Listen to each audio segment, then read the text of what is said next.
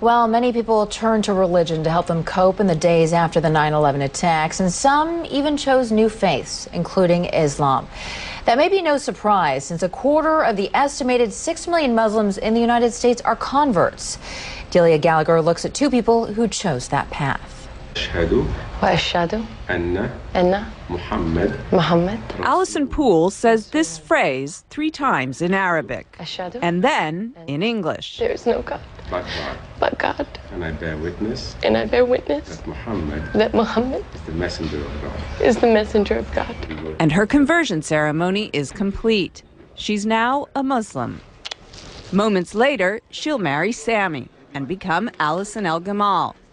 But Allison, who was raised a Southern Baptist in North Carolina, says faith, not marriage, made her want to become a Muslim. I think for a long time I've been looking for something. There's been like a piece missing. Always one little thing that maybe wasn't right. At a ceremony marking the Muslim holy month of Ramadan, she explained why Islam appeals to her.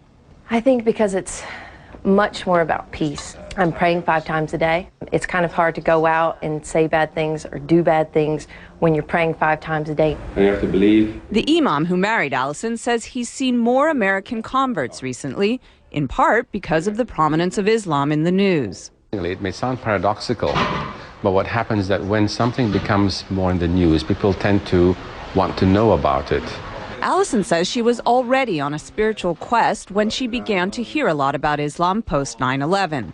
Barbara Cardebuke, another recent Muslim convert, says 9/11 also played a part in her conversion. After 9/11, I thought this is the time when people really have to start looking for real answers to get away from everybody fighting back and war. You have to start looking towards God. Barbara says through Islam she found a one-on-one relationship with God she was unable to find as a Roman Catholic. I always felt when you go to church, you're praying to Jesus or you're doing Hail Marys. You're not, I used to think, well, where's God? She says her family has been mostly supportive of her conversion. Allison says her family is completely behind her decision, but occasionally she's reminded that not everyone is. I was walking around down near the World Trade Center, and this woman walked by and she said, "I want to just go bomb those Muslim bastards." And I heard her say it, and it really struck me, because I was like, you know what, that's me. This is something that's brought me a peace that I've never known. And it's still so misunderstood.